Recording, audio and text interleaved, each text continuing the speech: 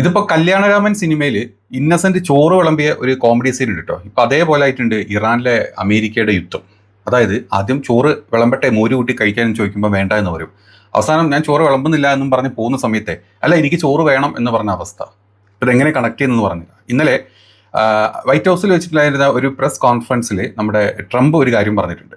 ഞങ്ങൾക്ക് ഇപ്പൊ യുദ്ധം വേണ്ട എന്നുള്ളൊരു അവസ്ഥയിലേക്കാണ്, എന്താണെങ്കിലും വെയിറ്റ് ആൻഡ് സീ എന്നാണ് പറഞ്ഞത്. അതായത് ഇത് കേട്ട് ഇറാൻ പറയുന്ന അല്ല നിങ്ങൾ യുദ്ധം ചെയ്തിട്ട് പോയാൽ മതി, അല്ല നിങ്ങൾ യുദ്ധം ചെയ്യണമെന്നും പറഞ്ഞിട്ടാണല്ലോ എല്ലാം ഒരുക്കി കൂട്ടി ഇവിടെ അത്രയും വലിയ സംഘർഷവും കാര്യങ്ങളൊക്കെ ഉണ്ടാക്കിയത്. ഇനി നിങ്ങൾ ഏതായാലും യുദ്ധം ചെയ്തിട്ട് പോയാൽ മതി, അല്ലെങ്കിൽ നിങ്ങളോട് ഇനി സംസാരിക്കാനില്ല, അല്ലെങ്കിൽ കല്യാണക്കത്ത് കാണിച്ചിട്ട് പോയാൽ മതിയടാ എന്ന് ഇന്നസെന്റ് പറഞ്ഞ അതേ അവസ്ഥയിലാണ് കാര്യങ്ങൾ പോകണം അവിടെ. We have been informed by very important sources on the other side, and they've said the killing has stopped and the executions won't take place. There was supposed to be a lot of executions today, and that the executions won't take place. And we're going to find out. I mean, I'll find out after this. You'll find out. But we've been told on good authority, and I hope it's true. അതായത് തിരിച്ചടി കിട്ടുന്നത് ഇസ്രായേലിനും അതുപോലെ തന്നെ തൻ്റെ business സാമ്രാജ്യങ്ങൾ വളർത്തിക്കൊണ്ടിരിക്കുന്ന Arab രാജ്യങ്ങളിലും, പ്രത്യേകിച്ച് UAE അതല്ലെങ്കിൽ Qatar, സൗദിയിലൊക്കെയാണ് എന്ന് ട്രംപിന് വ്യക്തമായിട്ടുള്ള ധാരണ ഇന്നലത്തോടുണ്ടായിട്ടുണ്ട്. അതായത് ഏതെങ്കിലും രീതിയിൽ ട്രംപ് ഇറാൻ ആക്രമിച്ചു കഴിഞ്ഞാൽ ഇറാൻ ഫസ്റ്റ് ബോംബിടാൻ പോകുന്നത് 2 ബോംബ് നമ്മുടെ ഇസ്രായേലിലും 1 ഖത്തറിലും 1 സൗദിയിലും ആയിരിക്കും എന്ന് ഈ പറഞ്ഞ രാജ്യങ്ങൾക്കൊക്കെ അറിയാം. അതോടുകൂടി ഈ രാജ്യങ്ങൾ മൊത്തം തകരും എന്നുള്ളതും നല്ല വ്യക്തമായിട്ട് അമേരിക്കൻ പ്രസിഡന്റിനും അറിയാം. ഇപ്പം അത് ഈ പറഞ്ഞ രാജ്യങ്ങളുടെ എല്ലാ തലവന്മാർക്കും അറിയാം. അതുകൊണ്ട് തന്നെ ഇന്നലെ ട്രംപ് പറഞ്ഞ കാര്യങ്ങൾ ഇങ്ങനെയാണ്.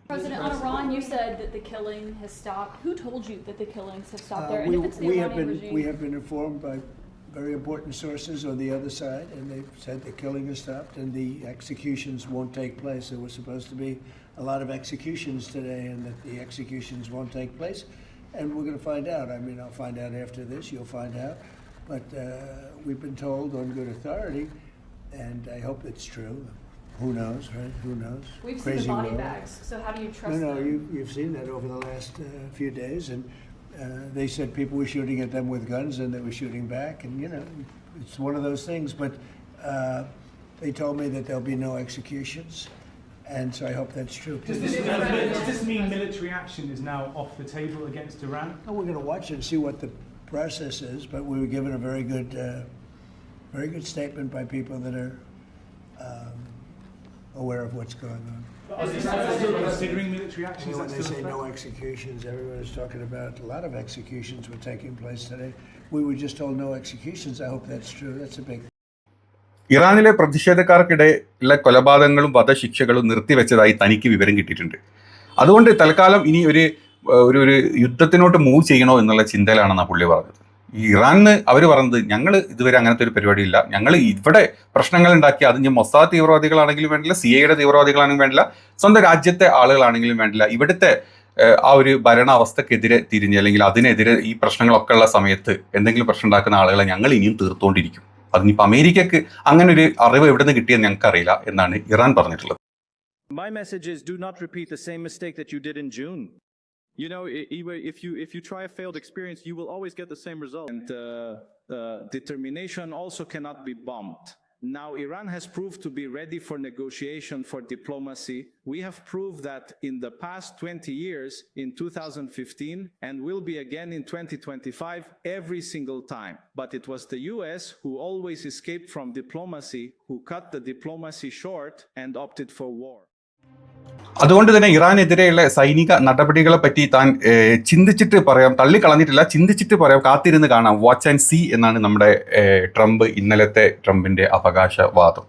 എന്നാൽ ഇറാനിലെ ഇസ്രായേൽ അംബാസിഡർ ഉണ്ട്, ആളുടെ പേര് മൈക്ക് ഹക്കബിയാണ്. ആള് പറഞ്ഞത് അമേരിക്കയുടെ സൈനിക നടപടി ഉണ്ടാവാനുള്ള ചാൻസസ് ഇപ്പം ഇല്ല, അത് തള്ളിക്കളയുകയും ചെയ്തിട്ടുണ്ട്. അപ്പം I don't think it's something the United States is actively engaged in trying to hasten anything.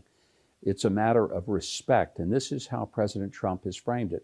He certainly wants there to be recognition that the government of Iran should not murder its own people, should not injure them and hurt them because they're protesting. They have a right to protest, and they're protesting about legitimate things. I don't think that right now the US or Israel is making plans to engage.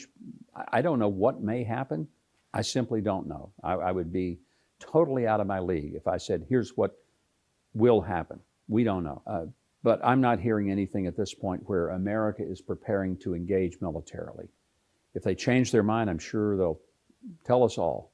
But right now, it's really a matter of watching what is an organic movement coming up from very, very disgruntled, rightfully so, Iranian people who have decided that they can't keep going on like this. ഇതാണ് ഞാൻ first തുടക്കത്തിൽ പറഞ്ഞ കല്യാണരാമൻ മൂവിയുടെ scene. അതായത് ആദ്യം ചെയ്യും എന്ന് പറഞ്ഞ് അവസാനം യുദ്ധം വേണ്ട എന്ന് പറഞ്ഞപ്പം ഇറാൻ വിളിച്ചുകൊണ്ടിരിക്കുക, അല്ല നീ ഇവിടെ ചോറ് ഇട്ടിട്ട് പോയാൽ മതി, അല്ലെങ്കിൽ നീ യുദ്ധം ചെയ്തിട്ട് പോയാൽ മതി, ഇല്ലാത്ത കാര്യങ്ങൾ പറയണ്ട എന്നുള്ള രീതിയിലാണ് ഇറാന്റെ വിദേശകാര്യമന്ത്രി ഇന്നലെ വ്യക്തമാക്കിയിട്ടുള്ള മറ്റൊരു കാര്യം.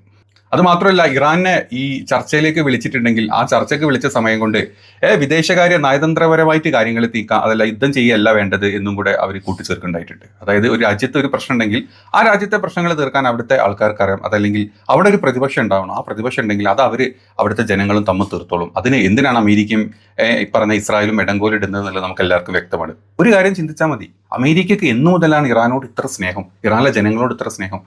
10-30 വർഷങ്ങളായിട്ട് ഇറാനിലെ സകല തരത്തിലുള്ള ഉപരോധത്തിലാണ് അമേരിക്ക ഇട്ടിട്ടുള്ളത്. അവിടുത്തെ ജനങ്ങളോട് ഒരുപാട് സ്നേഹവും ഇഷ്ടവും, അല്ലെ ജനങ്ങൾക്ക് ഒരു അഭിവൃദ്ധി വരണം എന്നുള്ള അമേരിക്കയുടെ ആ പൂത്ത സ്നേഹം ഉണ്ടെങ്കിൽ ആ ഉപരോധങ്ങളാണ് ആദ്യം മാറ്റേണ്ടത്. ആ ഉപരോധങ്ങൾ മാറ്റുമ്പം ഓട്ടോമാറ്റിക്കലി ഇറാൻ ചിലപ്പം ഈ പറഞ്ഞ മിഡിൽ ഈസ്റ്റ് രാജ്യങ്ങളെക്കാളും വലിയ ഒരു സമ്പന്ന രാജ്യമായിട്ട് മാറും. ഈവൻ അമേരിക്ക പോലും പേടിപ്പിക്കുന്ന രീതിയിൽ, ഇസ്രായേലിനെ പോലും പേടിപ്പിക്കുന്ന രീതിയിൽ ഒരു സമ്പന്ന രാജ്യമായിട്ട് ഇറാൻ മാറും. അത് ഉണ്ടാവരുത് എന്നുള്ള രീതിയിലാണ് ഈ പറഞ്ഞ യുദ്ധങ്ങളൊക്കെ ചെയ്യുന്നത്. അതിനിടയിൽ അവിടുത്തെ ആളുകളെ കൊത്തിത്തിരിക്കാൻ വേണ്ടിയിട്ടാണ് ഇത്തരത്തിൽ അവരോടുള്ള സ്നേഹം, കപട സ്നേഹം ഈ പറഞ്ഞ ട്രംപ് കാണിക്കുന്നത്. ആ സ്നേഹം യഥാർത്ഥമാണെങ്കിൽ ട്രംപ് ആദ്യം ചെയ്യേണ്ടത് ഇല്ലാത്ത ഉപരോധങ്ങൾ നീക്കുക, ആ രാജ്യത്തിന്റെ സ്വന്തം എണ്ണയും ബാക്കിയുള്ള കാര്യങ്ങളും പുറത്തോട്ട് വിൽക്കാനുള്ള ഒരു ഉപരോധങ്ങൾ നീക്കിയിട്ടുള്ള ഒരു അനുമതി കൊടുക്കുക. സ്വന്തം സ്ഥലത്ത് ആ സ്ഥലം അല്ലെങ്കിൽ ആ ഒരു നീക്കം ചെയ്യാതെ ട്രംപ് ഈ കാണിക്കുന്ന കള്ള കപട നാടകം എത്രത്തോളം എന്നുള്ളത് അവിടുത്തെ ജനങ്ങൾ ഇതിനെ തിരിച്ചറിഞ്ഞിട്ടുണ്ട്. അതുകൊണ്ടാണ് അവിടുത്തെ ജനങ്ങൾ അവിടെ ഏതൊക്കെ പുറത്തുള്ള ബാഹ്യ ശക്തികൾ എന്തൊക്കെ പ്രശ്നങ്ങൾ ഉണ്ടായിക്കഴിഞ്ഞാൽ അവർ ഈ പറഞ്ഞ റെജിമെന്റ് കൂടെ അല്ലെങ്കിൽ ഈ കമേനിയുടെ ഭരണത്തിന്റെ കൂടെ സപ്പോർട്ട് ചെയ്ത് നിന്ന ന്യൂസുകൾ നമ്മൾ ഇത്രയും കാണുന്നത്. നമ്മുടെ നാട്ടിൽ അത് കാണിക്കുന്നില്ല, പകുതി ന്യൂസുകൾ അത് കാണിക്കുന്നു അറിഞ്ഞിട്ട് പോലും ഇല്ല. അവർ കണ്ട മറ്റ് അമേരിക്കൻ ന്യൂസുകളിൽ നിന്ന് കാണുന്ന ക്ലിപ്പ് അതുപോലെ എടുത്ത് ഇവിടെ പേസ്റ്റ് ചെയ്തിട്ട് 5 മിനിറ്റ് കൂടുമ്പോൾ ബ്രേക്കിംഗ് ന്യൂസ് ഇട്ടുകൊണ്ടിരിക്കുക. അതിന്റെ അപ്പുറത്തോളം ചിന്തിക്കാനുള്ള കഴിവ് നമ്മുടെ നാട്ടിൽ ഒരു മഞ്ഞ പത്രങ്ങൾക്കും അറിയില്ല എന്നുള്ളതാണ് സത്യം. ഇതേ സമയത്ത് തന്നെ സൗദിയുടെ ഒരു നിലപാട് വന്നിട്ടുണ്ട്. സൗദിയുടെ വിദേശകാര്യ മന്ത്രി ഇന്നലെ പറഞ്ഞിട്ടുണ്ട്, അതായത് ഇറാനിൽ ഉള്ള റെജിമെന്റ് ചേഞ്ചും കാര്യങ്ങളും അത് അവിടുത്തെ ജനങ്ങൾ തീരുമാനിക്കട്ടെ, അവിടെ ഞങ്ങളും അല്ലെങ്കിൽ മറ്റുള്ള രാജ്യങ്ങളും എന്തിനാണ് അവരെ ചോദ്യം ചെയ്യുന്നത്, അല്ലെങ്കിൽ അറേബ്യൻ രാജ്യങ്ങൾ എന്തിനു ചോദ്യം ചെയ്യുന്നു, അമേരിക്ക എന്തിനും ചോദ്യം ചെയ്യുന്നു എന്നാണ് സൗദി മിനിസ്ട്രി ഇന്നലെ വെളിപ്പെടുത്തിയിട്ടുള്ള ഒരു കാര്യം. It is really up to the Iranian people to decide. I don't think that I'm in a position to tell another country how it should be governed. അത് മാത്രമല്ല, MBS മുഹമ്മദ് ബിൻ സൽമാൻ ഇന്നലെ പറഞ്ഞിട്ടുള്ള കാര്യം ഇറാനെ പരമോന്നത നേതാവായിട്ടുള്ള ആയത്തുള്ള ഖമേനിയെ കംപ്ലീറ്റ്ലി പിന്തുണയ്ക്കുന്നുണ്ട്. എത്തരത്തിലുള്ള നിലപാടുകൾ സ്വീകരിച്ചിട്ടാണ് Saudi മുന്നോട്ട് പോകുന്നത്. ട്രംപിന്റെ ഏറ്റവും വലിയ ഇൻവെസ്റ്റ്മെന്റ് ഒന്ന് സൗദിയിലാണ്. അതുപോലെ തന്നെ സൗദി ഒരു വലിയ ട്രില്യൺ പ്രോജക്റ്റ് ഈ പറഞ്ഞ US ഇൻവെസ്റ്റ് ചെയ്യാൻ തീരുമാനിച്ചിട്ടുണ്ട്. അതുകൊണ്ട് തന്നെ MBS പോലത്തെ ആളുകൾ ഇതിനോട് ഇടഞ്ഞു നിൽക്കുമ്പം ട്രംപിന് ഇതൊക്കെ തൊടാനുള്ള പേടിയും വളരെ അധികമായിട്ടുണ്ട്. അതില്ല എന്നും പറയാൻ പറ്റില്ല. പക്ഷേ നേരിട്ടുള്ള ഒരു ഇടപെടൽ ഈ പറഞ്ഞ ഒരു അറബിക് രാജ്യങ്ങൾ ഇതിലോട്ട് ഇല്ലെങ്കിലും അവരുടെ ബിസിനസ് താല്പര്യങ്ങൾക്ക് ഇതൊരു ക്ഷതമേൽക്കും. ഇറാൻ ഇവിടെ കൊണ്ടുപോകുമ്പോട്ട് കഴിഞ്ഞാലും അമേരിക്ക അവിടെ കൊണ്ടുപോകുമ്പോട്ട് കഴിഞ്ഞാലും അത് ഞങ്ങൾക്ക് ഒരു അടിയാണെന്നുള്ള തോന്നലുള്ളത് കൊണ്ട് തന്നെ ഇപ്പം ഇറാനെ സപ്പോർട്ട് ചെയ്ത് ഈ പറഞ്ഞ രാജ്യങ്ങൾക്കും പറ്റുന്നുള്ളൂ. കാരണം ഈ മിഡിൽ ഈസ്റ്റിലെ ഒരു വലിയ യുദ്ധം പൊട്ടിപ്പുറപ്പെട്ട ഒരു യുദ്ധം കൊണ്ടുണ്ടാവുന്ന ഒരു ഭരണ അസ്ഥിരതക്കൊന്നും സൗദി ഇപ്പം സപ്പോർട്ട് ചെയ്യുന്നില്ല. അതുകൊണ്ട് തന്നെ സൗദി മറ്റ് അറബ് രാജ്യങ്ങളോടും ഇത് തന്നെയാണ് സൗദി പറഞ്ഞിട്ടുള്ളത്. അതുകൊണ്ടൊക്കെ തന്നെയാണ് ഖത്തറും ഇപ്പോൾ ഇതിന് മുന്നോട്ട് ഇറങ്ങി വന്നിട്ടുള്ളത്. അല്ലെങ്കിൽ ഖത്തറിന്റെ അൽവൈത്ത് ഈ പറഞ്ഞ എയർ സ്റ്റേഷനിലോട്ട് ഇറാന്റെ ബോംബ് പോകും. ഒരിക്കൽ വീണ് പണി കിട്ടിയതാണ്. ഇസ്രായേൽ അവിടെ തന്നെ കൊണ്ട് ബോംബിട്ടതാണ്. അപ്പം ഖത്തറിന് കൂടുതൽ പ്രഹരേൽക്കും എന്നുള്ളത് കൊണ്ടാണ് ഖത്തർ ഇതിന്റെ ഇടയിൽ എങ്ങനെയെങ്കിലും ഈ ഒരു യുദ്ധം ഒഴിവാക്കാൻ വേണ്ടി കഷ്ടപ്പെടുന്നത്. അതായത് അവരുടെ താല്പര്യങ്ങൾക്ക് സുഖം കിട്ടണമെങ്കിൽ, അവരുടെ താല്പര്യങ്ങൾ മുന്നോട്ട് പോകണമെങ്കിൽ ഈ യുദ്ധം നടക്കാണ്ടിരിക്കണം. അത്രയേ ഉള്ളൂ ഖത്തറിനും സൗദിക്കും ഈ ഒമാനും ഒക്കെ അവരുടെ മനസ്സിലോട്ട് വരുന്ന ചിന്തകൾ. അപ്പം ട്രംപിന്റെ വെല്ലുവിളി എന്ന് പറഞ്ഞു കഴിഞ്ഞാൽ ഇറാനെ ഒറ്റപ്പെടുത്താനും ഭരണമാറ്റം കൊണ്ടുവരാനും അതിലൂടെ തങ്ങൾക്ക് ഇഷ്ടപ്പെട്ട ഒരു ഭരണ നേതാവിനെ അവിടെ നിർത്തി ഒരു പാവ സർക്കാർ ഉണ്ടാക്കാൻ ട്രംപ് ശ്രമിച്ചെങ്കിലും ഇവിടുത്തെ ജനങ്ങൾ അതിനെ സപ്പോർട്ട് ചെയ്യുന്നില്ല. അതല്ലെങ്കിൽ നിയറസ്റ്റ് കൺട്രീസ് ആയിട്ടുള്ള ഇവരുടെ തന്നെ അമേരിക്കയുടെ അലയൻസ് ഇതിനൊന്നും സപ്പോർട്ട് ചെയ്യുന്നില്ല എന്നുള്ളതുകൊണ്ടാണ് ട്രംപ് ഡയറക്റ്റ് ആക്രമിക്കാത്തത്. ആ ഒരു പേടി ട്രംപിനുള്ളത് കൊണ്ടാണ് ഈ ഒരു വെല്ലുവിളികൾ ഓരോ ദിവസം കൂടി മുന്നോട്ട് പോകുന്നു. ഒരു ദിവസം കുറച്ച് പറയും, ഒരു ദിവസം കൂട്ടി പറയും. ഇതിന്റെ അപ്പുറത്തോട്ട് ഇതിൽ പ്രത്യേകിച്ച് ഒന്നുമില്ല.